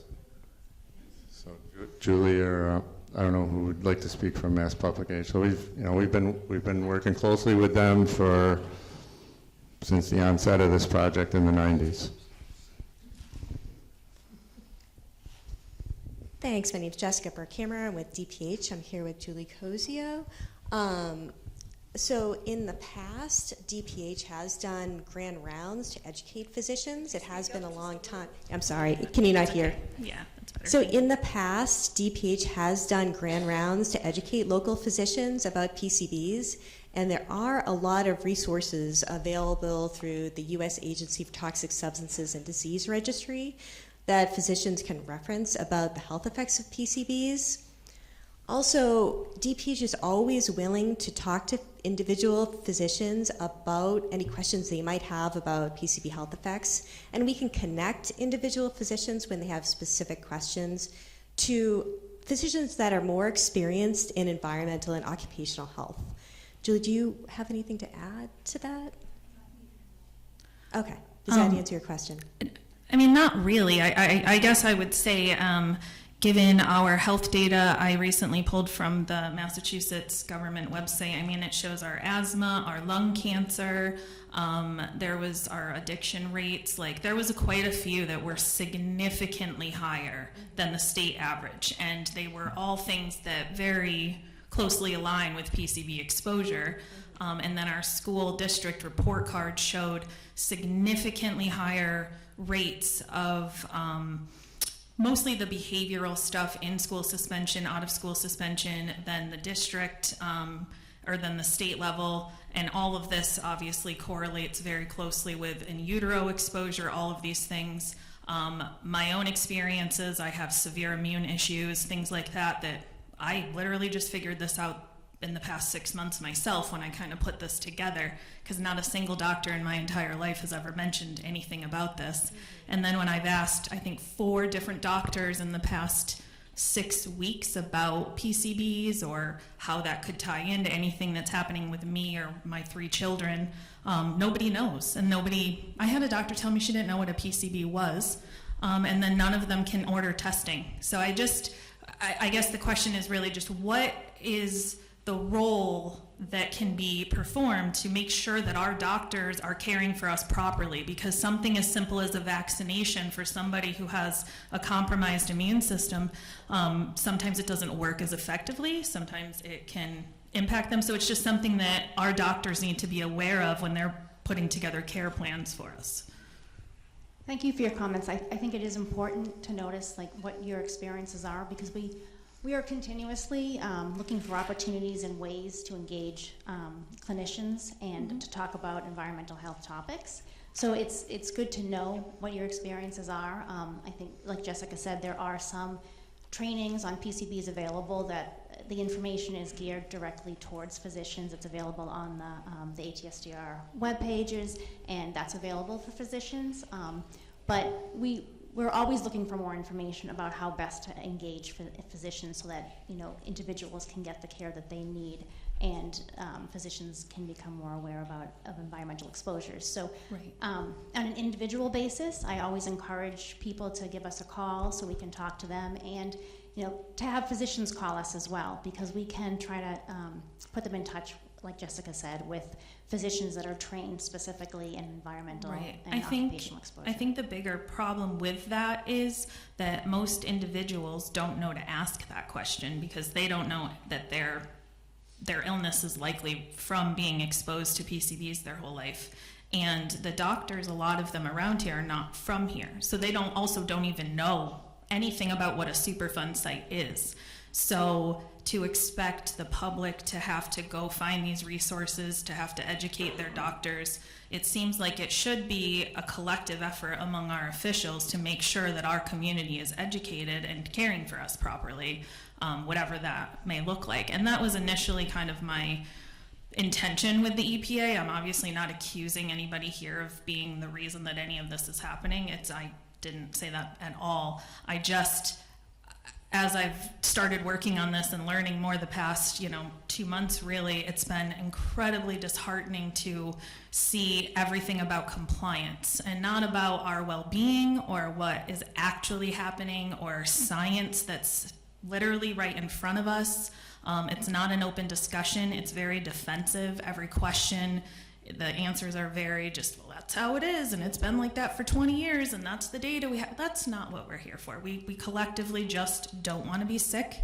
We don't want our children to be sick. The PCBs mutate your genes. I mean, the fact that we don't all have genetic testing at this point is also a little concerning. I mean, that would tell us a lot of data for other sites, for other people, for the future. So thank you very much. Thank you. Thanks. Lee Davis, Great Barrington. Mine's kind of a higher level question about the EPA funding. And by, a lot of you might be looking at the presidential election and wondering if there's a chance that the EPA funding might be drastically cut if a new administration comes in. So I'm wondering about the funding for this. Is this all on GE's hook? And if something happens that the EPA's funding gets drastically cut as a result of a new administration coming in wanting to destroy the EPA, how does this affect what's going on here, and would that affect it? So, we're talking 15 years, and if costs keep increasing and the funding for the EPA goes down, are we at risk of this being stopped midstream and we're halfway through remediation or rest of river cleanup and we're stuck with no more money? Changes in administration will not affect the fact that GE is paying for this cleanup. So this has nothing to do with EPA if they slash jobs or cut the budget, or this is all... No matter what the administration is, Okay. GE will continue to pay for the cleanup. Okay, thank you.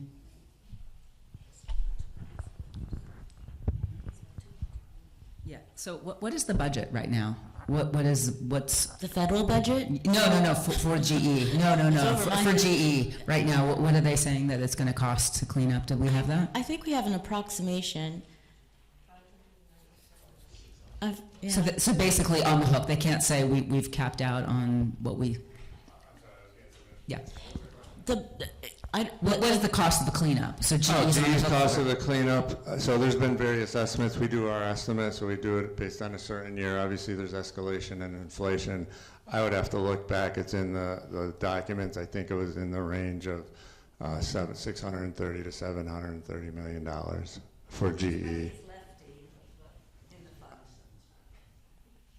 Okay, well, hopefully I answered the question on the cost of the cleanup, and then... and what is GE? Oh, that's a separate. Okay, so there's two separate issues. So GE has to pay for the cleanup.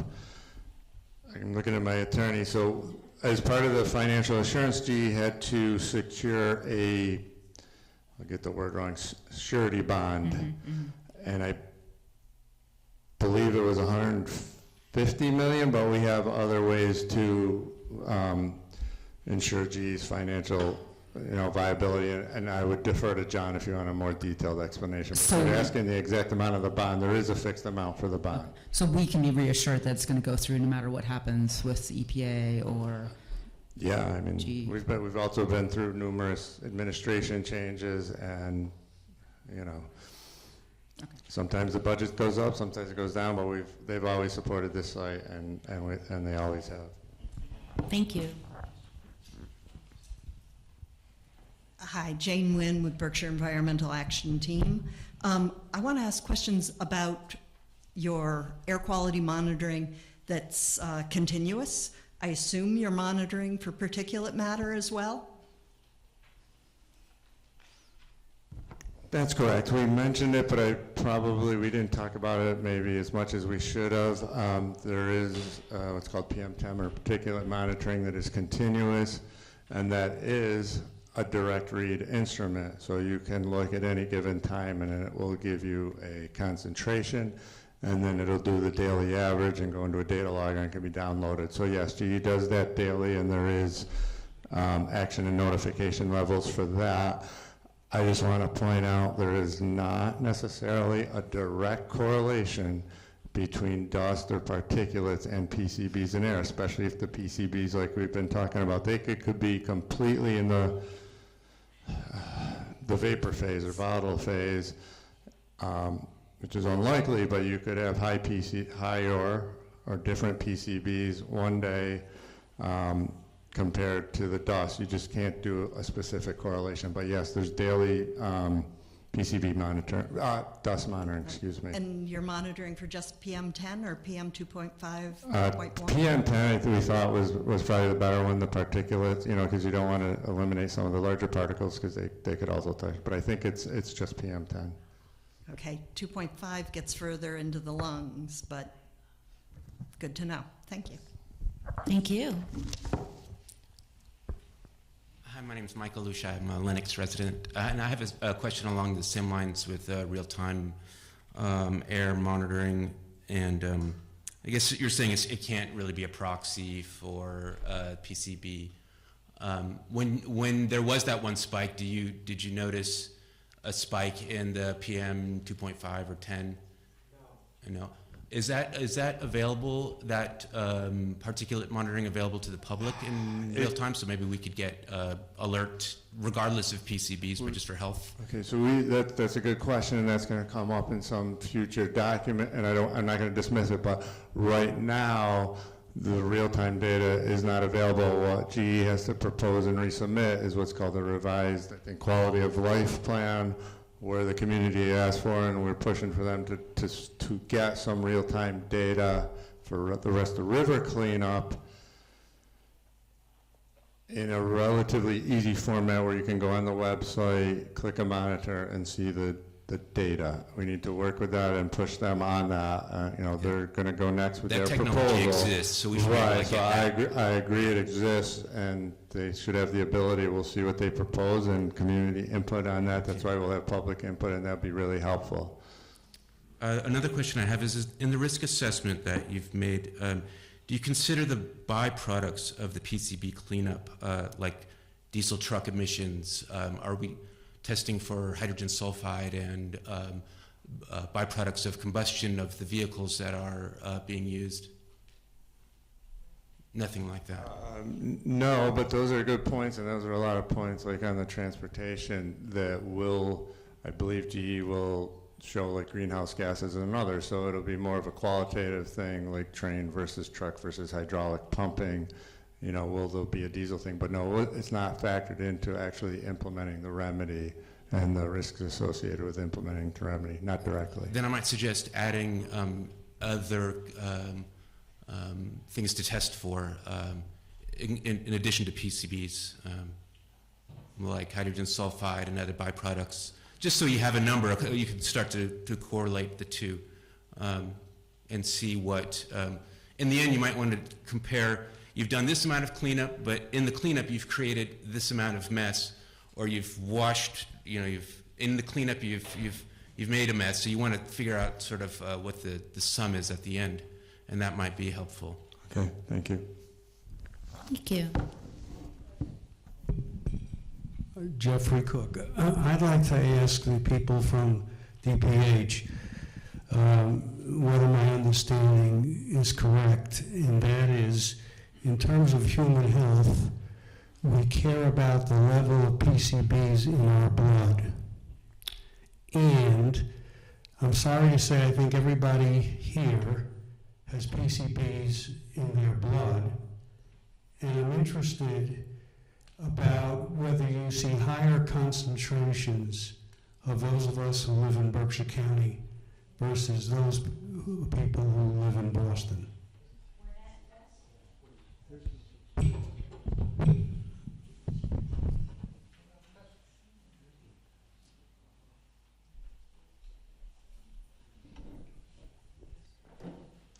Thank you for your question. I'm not sure I can answer that question directly because it's very unusual to do PCB monitoring in blood.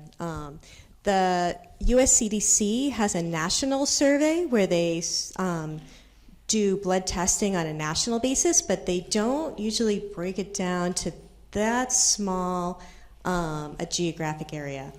What we can say about PCBs in blood in the area is we had done some serum sampling for staff and students at the Allendale School in 2006. And what we found there was that PCBs in blood serum there was actually about the same as what we see on a national level, and in some cases lower. So we didn't see, that testing did not reveal any unusual opportunities for exposure to PCBs. Do you have anything to add?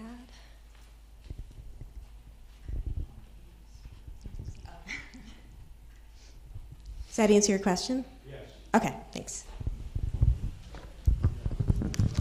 Sir, we've got you're third in line, but Go ahead, yeah. Go ahead. Okay, thank you.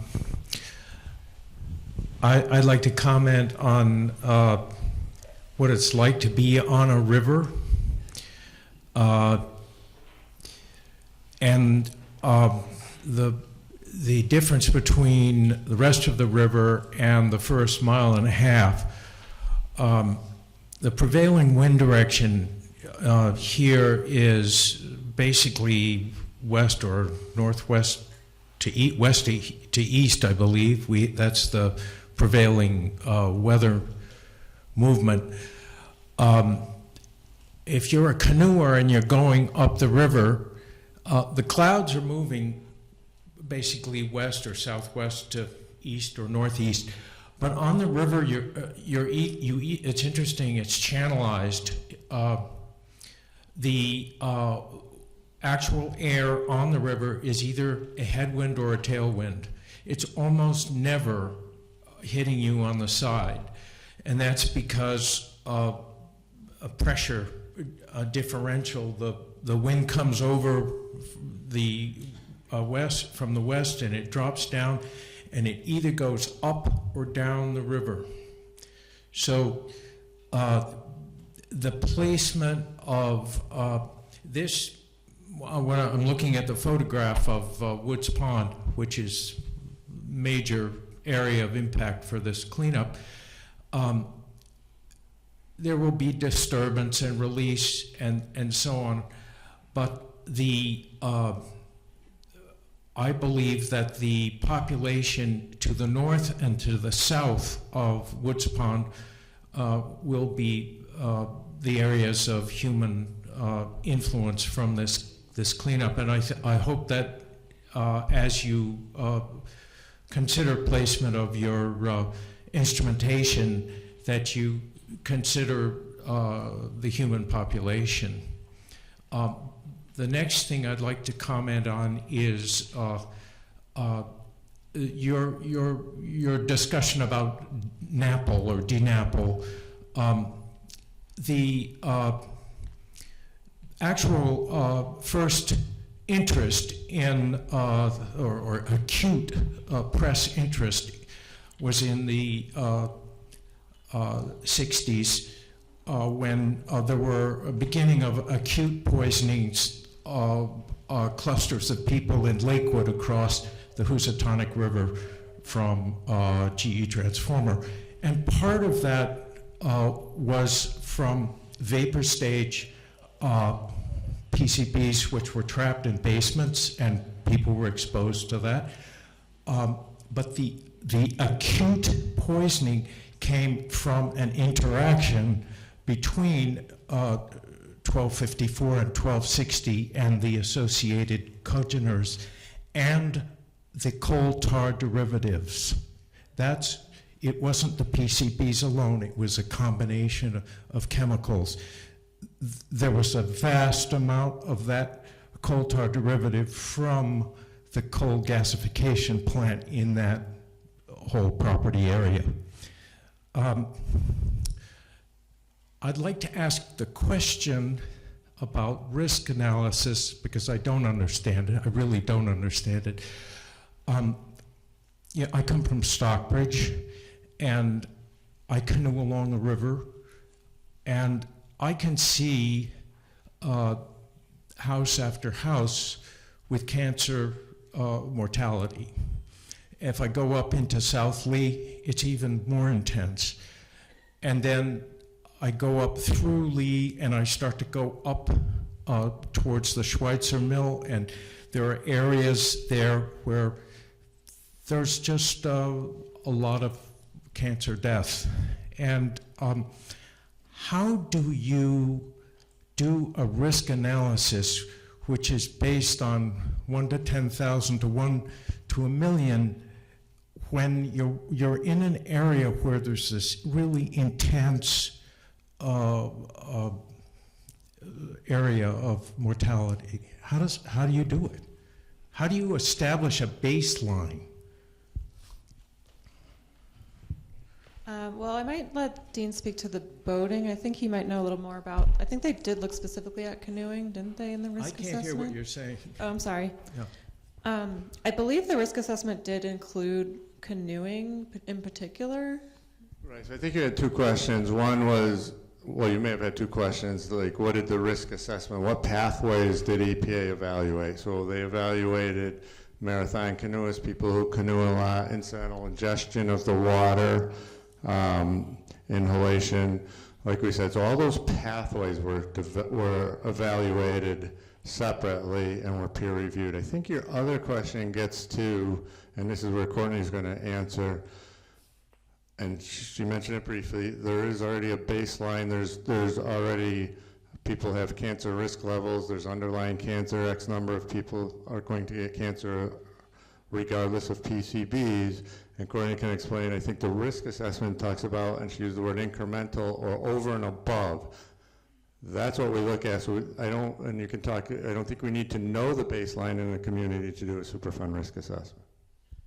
That's right. It's the risk we look at is in addition to risk from background factors, and the range that I cited comes from EPA regulations. So that's where we get that range defined by our Superfund regulations. So I just wanted to add that at the request of the Pittsfield Health and Safety Committee, the Department of Public Health... Could you speak more slowly, please? Sorry, Yeah. I apologize. So the Department of Public Health is looking at cancer in the area. We're looking at cancer in Pittsfield, Lee, Lenox, Stockbridge, and Great Barrington, and this is at the community's request. So we had done an evaluation in 2002 that didn't really find generally elevations. There were some sporadic elevations which we would expect to find when we look at a large number of cancer types over a long period. And so at the request of the community, we're doing that evaluation again. So we're looking at those 5 communities, we're looking at 10 cancer types, and we're looking at a 25-year period. So we're at the phase where the data analysis has been done. We're starting to write the report and interpret the results, and we're hoping to release the report by the end of the year. So if you have questions about cancer, we should have more information for you forthcoming. Thank you. Sure. Thank you.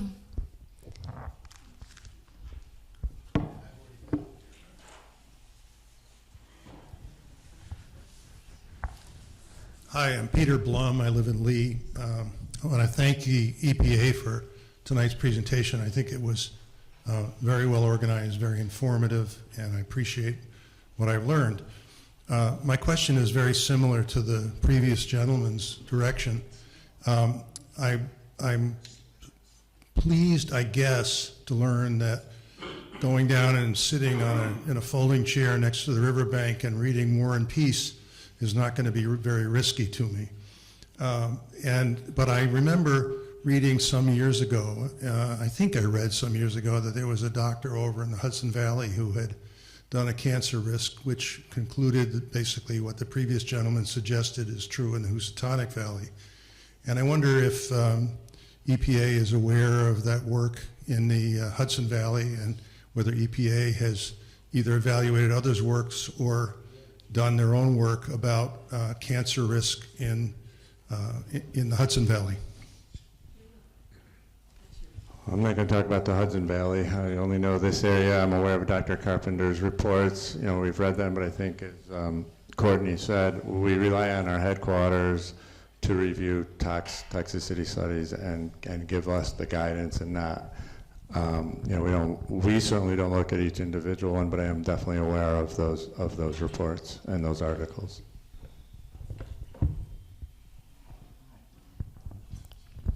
Go ahead, sir. So I guess I'm a little confused. A long time ago, I studied statistical economics, and I guess, why would we assume that all of Pittsfield would have the cancer rates of the? I think the first question we have to identify is, what is the impacted area where there's a potential differential in rates? And then the study shouldn't be based on Lee, Lenox, Pittsfield, Stockbridge. It should be based on the river corridor or wherever. I'm just saying that anybody who grew up here knows over and over again people who got or died of cancer who lived on that river. And to compare it to where I live across from Tanglewood is ridiculous.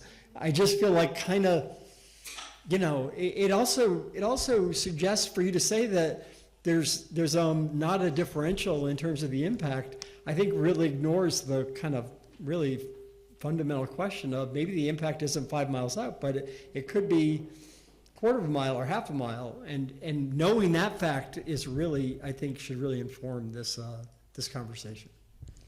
Sure, I appreciate that. It's a good point. So when we don't compare town to town, because different towns can have different age structures and different other factors that may result in increased or lower cancer risk. So when we compare the rates of cancer in a town, it's to the state as a whole, because that's a more stable baseline. So what we'll be doing is calculating a standardized incidence ratio, and that's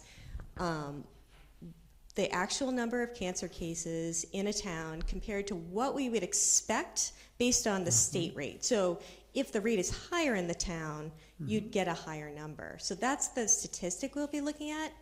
And then when we do our cancer evaluations, we try to do a very detailed look. We don't only look at that one number, we also look at geography. So where are the cancer cases? Are they located closer to the GE site? Are they located closer to the river? Or did they follow population density? You'd expect to see more cancer cases where there are more people. So we do look at that. We also do more in-depth looks as to are the cancers we're seeing, are they occurring in the population we would expect them to see? So in the age group we would expect them to see, or is there something anomalous about the cancers that we're seeing in the area? So we do try and do a very detailed review. And what about, you just mentioned a case, the present tense. It would seem to me, not being a scientist, that the prevalence of cancer would have been when there were high concentrations that were available to the people in the area, i.e. when they were actually dumping the PCBs. And now when they're under a foot or 2 or 10 feet of sediment, maybe that cancer risk has gone down. Both in New Bedford and in the Hudson, folks have suggested that, curiously, for example, the Hudson, cancer rates didn't go down. They actually, even though we took thousands and thousands of pounds of PCBs out of the river, and there's some question about whether some of these other factors, like the actual cleanup, had an offsetting effect on the cancer rates. So when you say you're going to look at prevalence of cancers, are you looking at prevalence circa 1970 or 1980, or are you looking at circa 2025? So this current evaluation picks up where the last one left off. So the current evaluation picks up in 1995 and looks to the most recent data we have available, which is 2019. But we can also look back at that previous report, which started in 1982 and went to 1994. So the focus of the report is definitely from this more recent period, the last 25 years. But when we're taking a look at the patterns that we're seeing now, we'll always go back and see what we saw in the previous evaluations. We try and look long term, so that's one part. And then another part of it is, unfortunately, cancer takes a long time to develop. And so we think that solid tumors take at least 10 years and maybe up to 50 years to develop. So unfortunately, cancers that we're seeing today are not usually related to exposures that you're seeing today. Right. If they're related to exposures, they're usually exposures that occurred in the past. And cancers, it's usually a cumulative effect, so it's usually not just one risk factor. So there's many risk factors related to cancer. It's usually not just one thing. And there can be many of risk factors that occur during a person's life during those 50 years that cancer is developing. And I just, one last suggestion would be, in the paper that I just produced, the whole point of the paper was that there isn't great methodologies around non-cancer thyroid issues, which are really a significant cause of human health impacts with PCBs.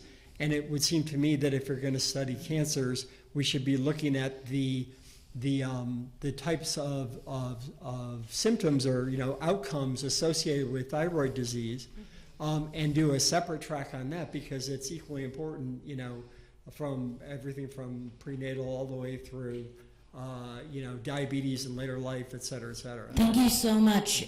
Really good points to bring up. We're running short on time. Right. So as much as we could spend another whole night just deep diving here, but I know that we've only got a few more minutes, and we've got 3 more people who'd like to speak. So if we could just keep it to 1 or 2, that'd be great. It'll be quick. I want to get back, Charlie Cianfarini again. I want to get back to the initial question I asked about PCBs in Massachusetts being toxic to people, but not in Connecticut. In the July 2020 statement of work by General Electric, which was approved by EPA, following any and all remediation, there's a downstream transport performance standard that was listed, and that was for Woods Pond and Rising Pond, and what they expect to see for PCBs on an annual basis. And for Rising Pond, which is much closer to Connecticut, there's the average annual PCB load is expected to be between 4 and 8 to 9 pounds per year. So in Connecticut, there are fish advisories, there is sediment that is behind dams and in other locations, and those PCBs are just as toxic to those people in Connecticut as anything is in Massachusetts. Might not have the same as what's in Woods Pond, but there's a considerable amount still going. And for the health department, you should contact Region 2, who are responsible for the Hudson River. I can't even call it a cleanup because it's a failure. And Dr. Carpenter over there, he has results of people along the river who have higher levels of PCB in their system. So whether it's the health department in New York, or it's Dr. Carpenter doing the studies, or Region 2, check with them. They do get that information. Thank you so much. Hi, Jane Wynn. I grew up on the main stem of the Housatonic, right near the confluence. I'm really concerned about the focus just on cancer and even thyroid. There are many effects of PCBs on human health. Has DPH really looked at the fact that the neighborhood right near GE has a 12.5-year lower life expectancy than the wealthier areas in Pittsfield? And can you give us any reason for that other than perhaps being so closely located to that property? Hi. That is not, no, I haven't personally looked at that. My focus has been on the cancer assessment. You know, when you're looking at things like life expectancy, there's always going to be multiple factors that contribute to that. So I can't tell you whether it's related to PCBs, but I can tell you that it's probably definitely partially related to things like socioeconomic factors and availability of health care. So I don't have a good answer for you, but it's an interesting question. Yeah, that's 12.5 years within one zip code. Mm-hmm. That's pretty dramatic. Mm-hmm. Thank you. Last question, and before I let you go, I just want to remind everybody and anybody watching, if you haven't had a chance or tomorrow over coffee in the morning you think of a question, always you can send it to R1 Housatonic at EPA.gov and we will respond. My name is Holly Hardman. I'm from Great Barrington. I'm trying to catch up with all the information others have been gathering over the years and doing a lot of Googling, and I'm finding the work, the research of Carrie Hornbuckle, and probably some people here know of her work. And I'm also concerned about the health risks. And so she says the PCBs have been associated, it's not just cancer, of course, with conditions such as diabetes, liver toxicity, skin ailments, and immune, neurological, and respiratory issues. And I want to also just pull from what she concludes in another paper. This is a paper, part of a white paper. Just basically, I'll jump to the last part of her statement. This is about PCBs, of course. Addressing the breadth of the problem requires new methods for sampling, analytical quantification, and data science.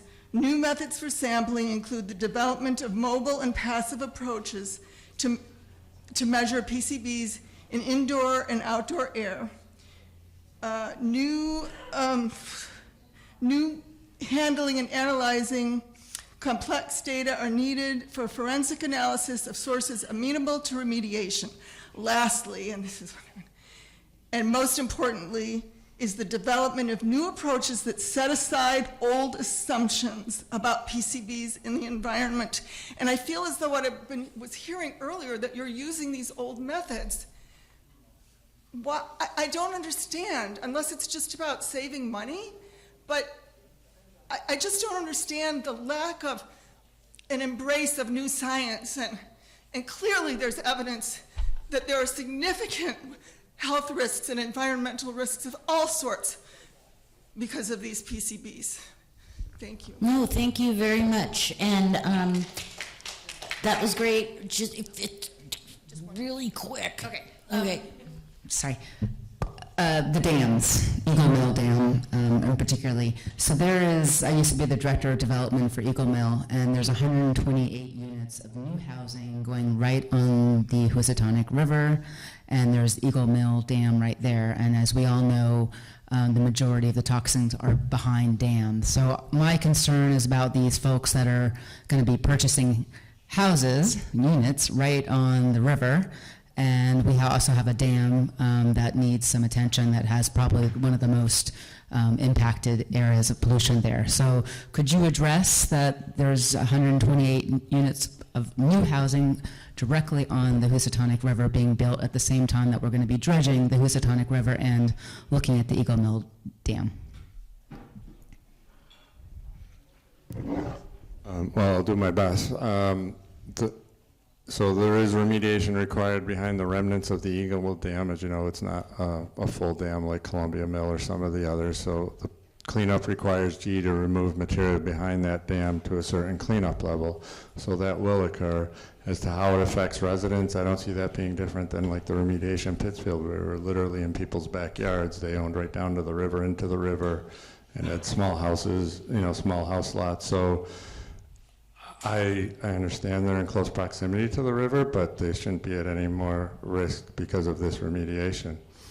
It's there'll be another abutter like all the other existing residential people who abut the river. So I don't know if that helped, but that's the situation. Thank you, and thank you all for being here. We'll let everybody know the next time we have another informational meeting or we have any other documents that are open for public comment. Thanks.